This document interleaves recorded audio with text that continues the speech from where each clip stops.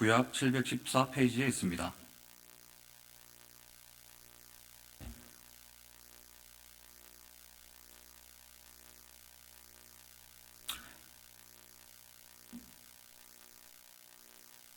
한 절씩 교독하도록 하겠습니다. 이스라엘 자손이 각자의 성읍에서 살았더니 일곱째 달에 이르러 일제히 예루살렘에 모인지라.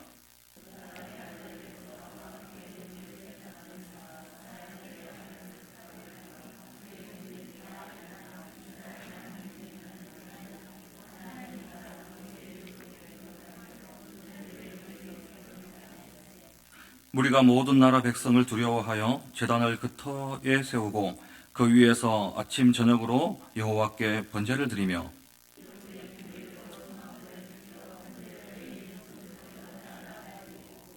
그 후에는 항상 드리는 번제와 초하루와 여호와의 모든 거룩한 절기의 번제와 사람이 여호와께 기쁘게 드리는 예물을 드리되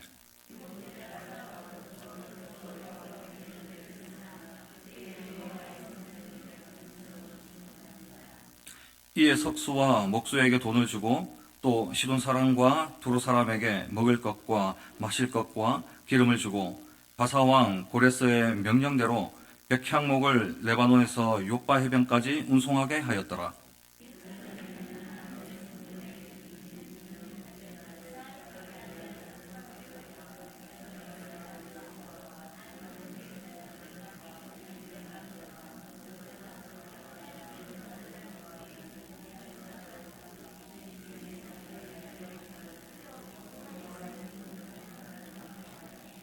이에 예수아와 그의 아들들과 그의 형제들과 감미엘과 그의 아들들과 유다 자손과 헤나닷 자손과 그의 형제 레위 사람들이 일제히 일어나 하나님의 성전 일꾼들을 감독하니라.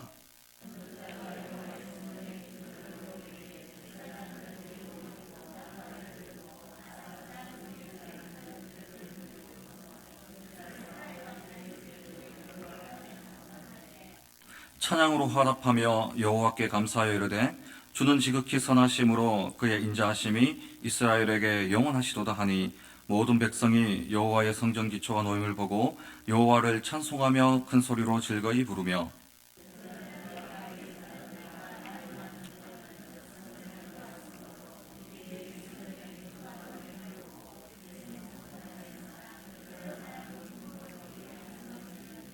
함께 읽겠습니다.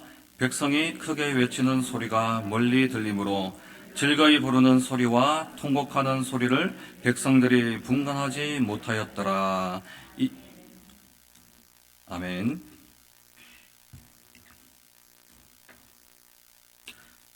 오늘 본문은 이스라엘 백성이 70년간의 바벨론 포로 생활을 마치고 본향으로 돌아오는 하나님의 약속이 이루어지는 그러한 내용입니다.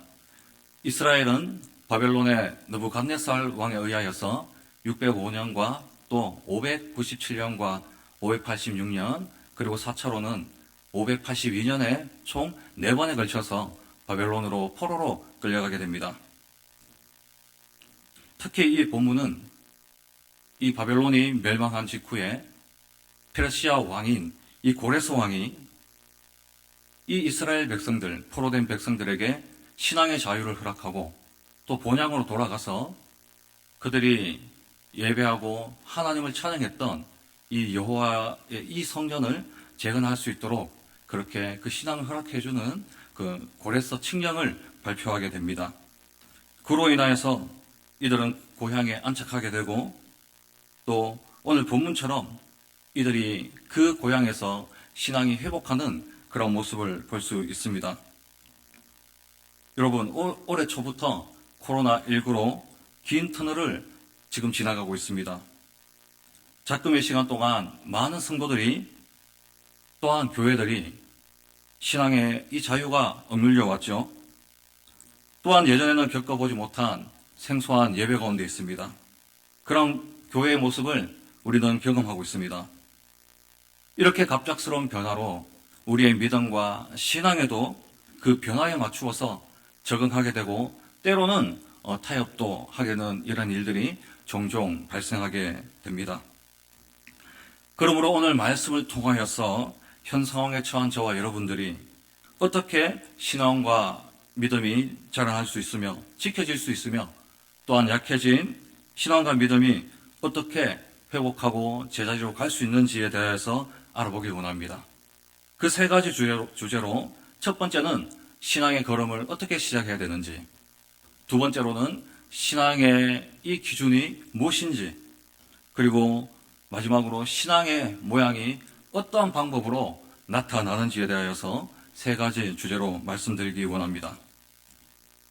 첫째로 신앙의 회복의 이 걸음, 이 첫 걸음은 하나님의 감동에 적극적으로 반응할 때 가능하다는 것입니다.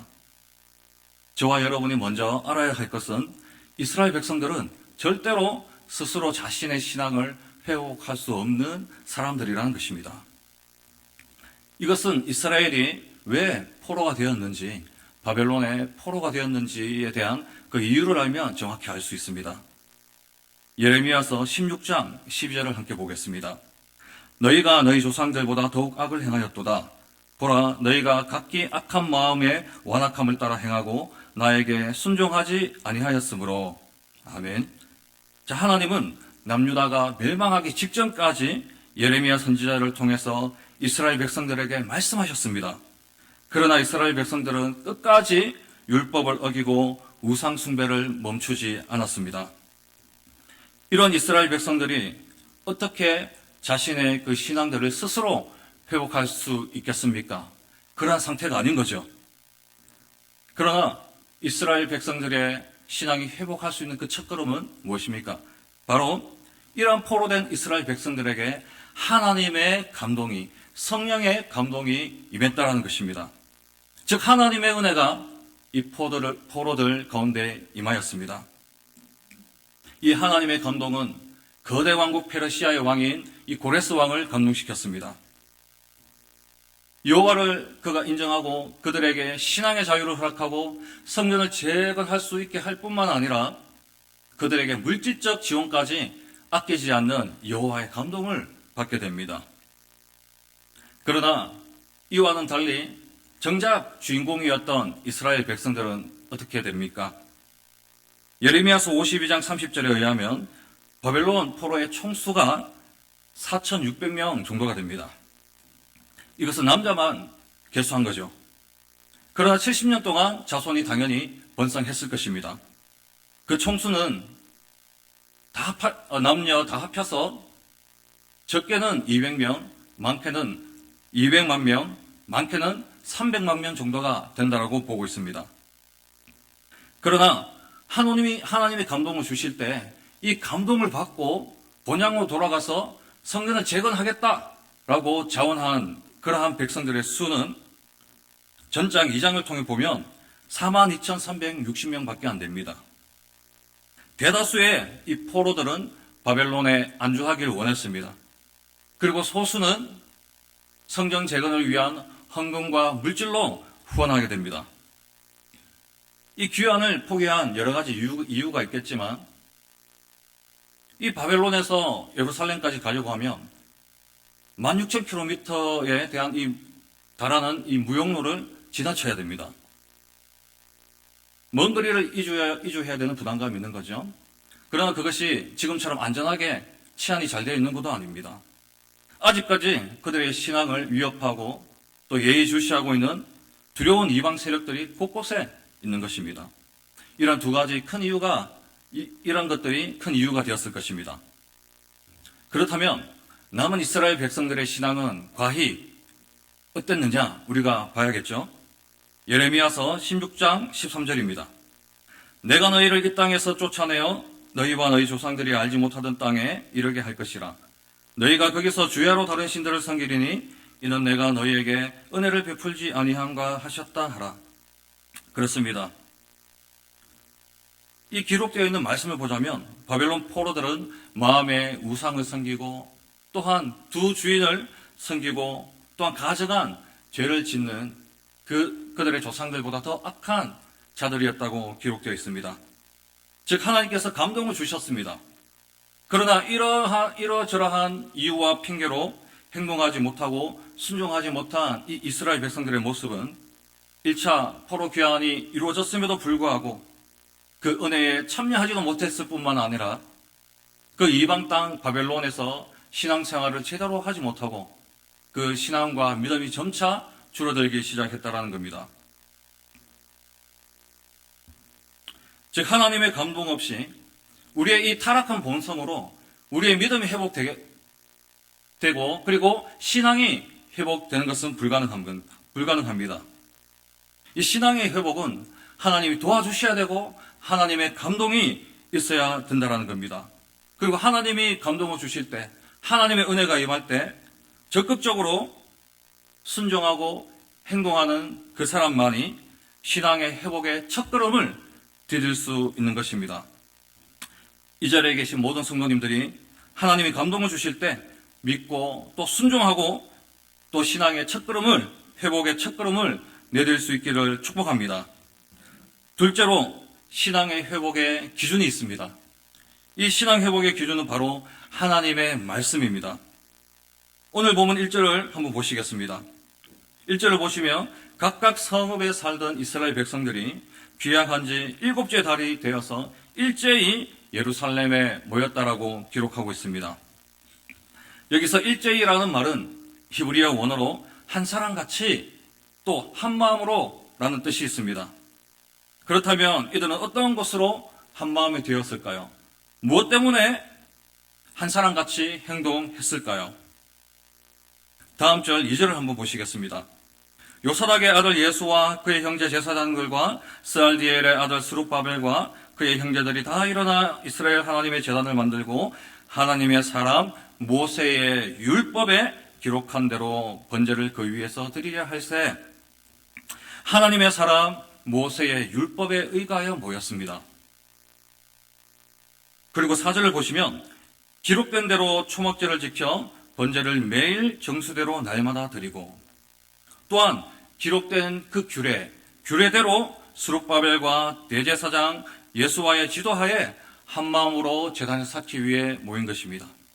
제단을 쌓기 위해 모인 거지만 그 이면에는 바로 모세의 율법을 따라 하나님이 주신 규례를 따라 그 성경의 말씀에 의거해서 모였다는 것입니다. 또한 이들이 얼마나 하나님의 말씀을 갈망했는지는 느헤미야 8장 1절에 잘 기록되어 있습니다. 훗날 이들의 성전이 재건되자 말씀을 들을 수 있는 사람들은 다 모여서 새벽에서 정오까지 하나님의 말씀을 듣고 땅에 머리를 박고 하나님을 찬양하며 울기 시작했습니다. 성경 역사에서 하나님의 말씀을 기준 삼고 하나님의 말씀에 따라 순종했던 이 자들이 놀라운 회복과 기적을 맛보는 것은 우리가 흔히 찾아볼 수 있습니다. 말씀에 순종하여서 그 어린 양의 피를 문설주와 임방에 발랐던 자들은 모두가 장자의 죽음을 피하게 됩니다. 그리고 노뱀을 매달아서 장대에 달고 그것을 보는 사람들은 불뱀에게 물린 이후에 죽지 않을 거라는 참으로 동화 같은 이 하나님의 말씀이지만 그 말씀을 믿고 바라본 자는 죽지 않고 보지 못하고 순종하지 않았던 자는 다 죽게 된 역사를 우리는 볼 수 있습니다.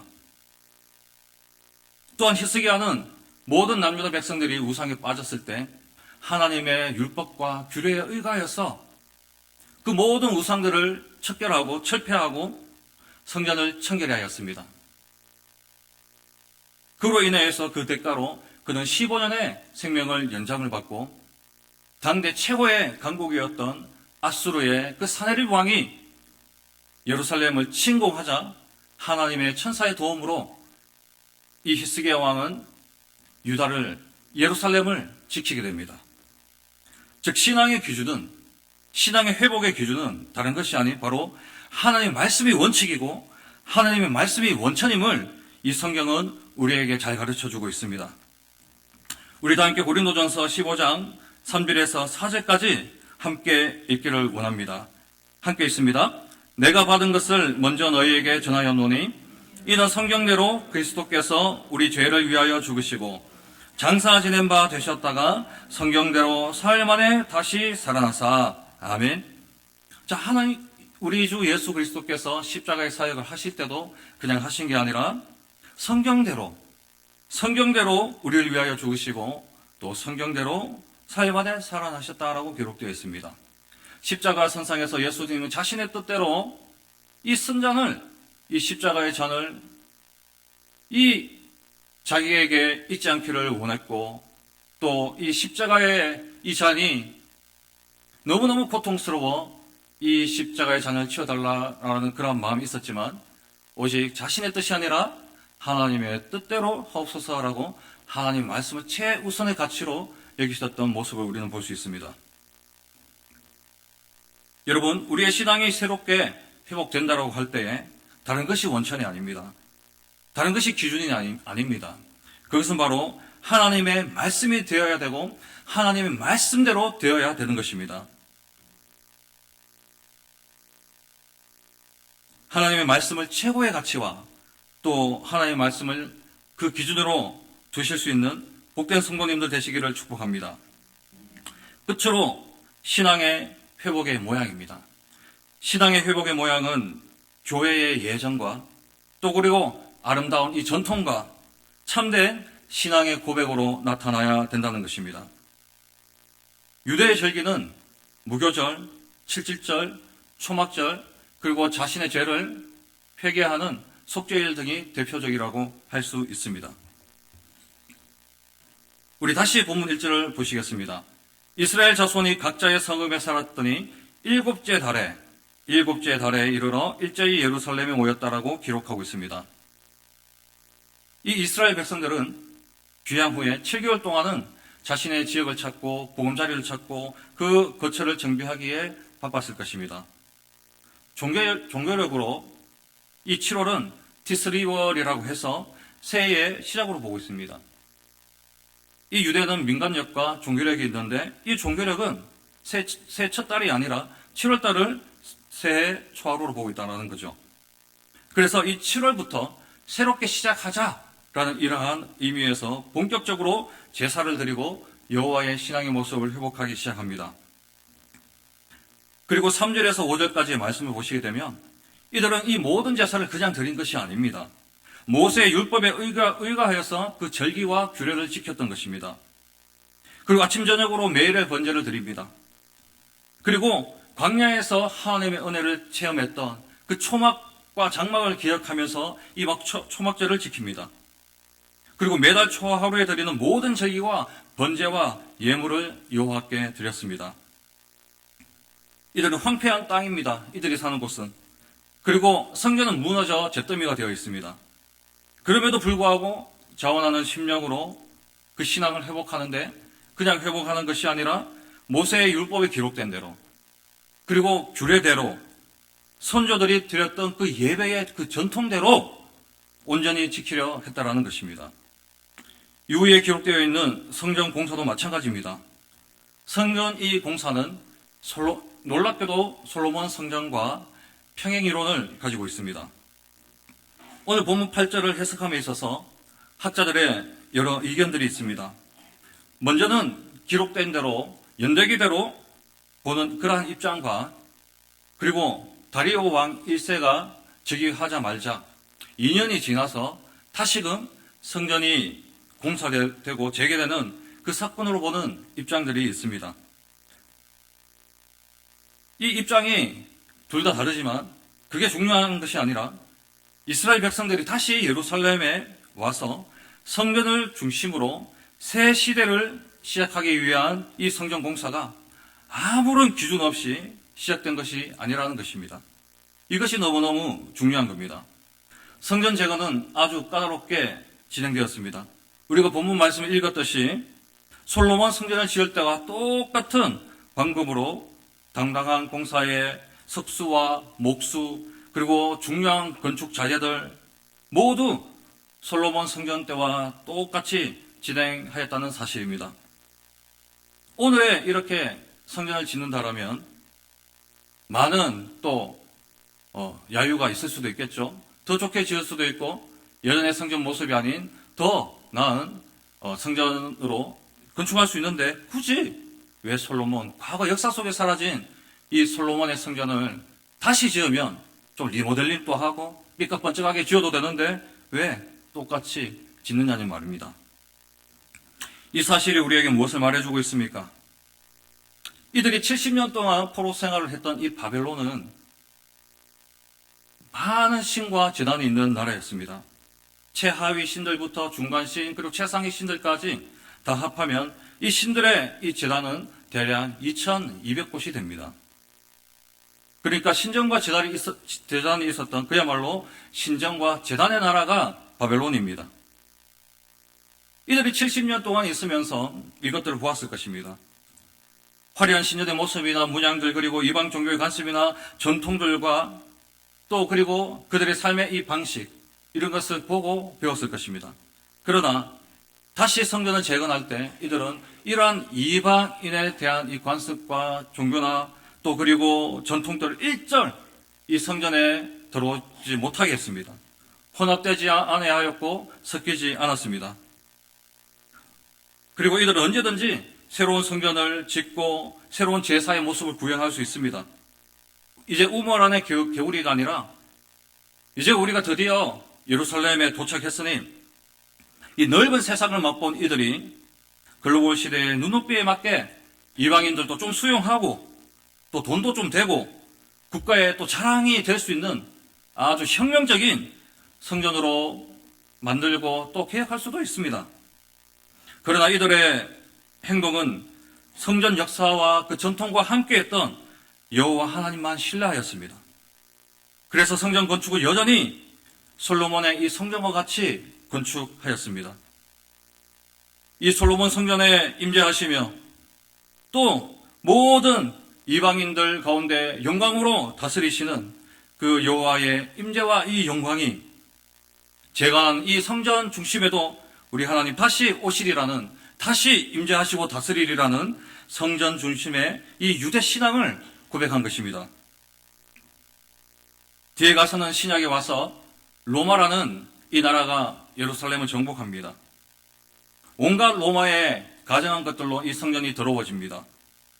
예수님께서는 이 유대의 신앙의 첫걸음이, 이 유대 신앙의 이 기준이, 유대 신앙의 이 모양이 무너진 것을 보셨습니다.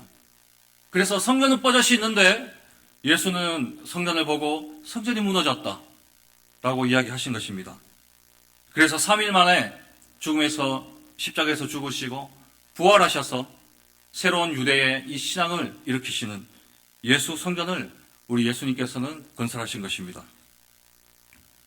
우리는 짧게 사도신경으로 신앙을 고백합니다. 표준 문서로는 웨스트민스터 신앙 고백서와 대소리의 문답을 교회의 전통으로 우리는 지키고 있습니다. 즉 우리가 신앙을 회복한다고 할 때 아무런 기도원이나 또 영성센터나 아니면 TV 프로그램에 나오는 유튜버를 보면서 은혜 받고 아멘하고 회복될 수 있는 게 아닙니다. 만약 그렇다 하여도 그 사람들이 찾아가는 곳에는 반드시 신앙 고백이 있어야 되고 하나님의 말씀이 있어야 되고 그리고 이 교회의 아름다운 정통이 비어있는 곳이라야 신앙이 회복될 것입니다. 바벨론에서 오랫동안 살아봐야 신앙은 회복되지 않았습니다. 하나님의 진노만 받았습니다. 즉 신앙의 모습은 우리가 아름답게 지켜온 이 예배의 순서, 이 기독교의 예정과 또 우리가 얼마나 많은 아름다운 교회의 전통이 있습니까? 여름 성경학교, 수련회 이런 거 다 아름다운 정통입니다. 그리고 참된 신앙의 이 고백만이 이단을 분별하고 우리의 신앙을 회복할 수 있다는 것을 믿으셔야 됩니다. 말씀했습니다. 신앙 회복의 첫걸음은 성령께서 감동을 주실 때 머뭇거리지 않고 적극적으로 순종하고 행동할 때 첫걸음을 내딛을 수 있습니다. 신앙의 기준은 다른 것이 아니라 바로 하나님의 말씀이 되어야 됩니다. 성경이 되어야 됩니다. 그리고 신앙의 회복의 모양은 여러 가지 자유로운 그런 모습들이 아니라 거룩한 교회가 정한 예배의 순서와 모습과 교회의 아름다운 전통과 올바른 신앙의 이 고백으로 나타나야 됩니다. 이렇게 했을 때 저 사람의 신앙이 회복되었구나. 저 사람의 신앙과 믿음이 올바로 가고 있구나라고 우리는 보고 또 인정할 수 있는 것입니다. 여러분, 오늘의 말씀을 잘 간직하시고 신앙의 걸음과 기준과 모양이 올바른 모든 성도님들 다 되시기를 예수님의 이름으로 축복합니다.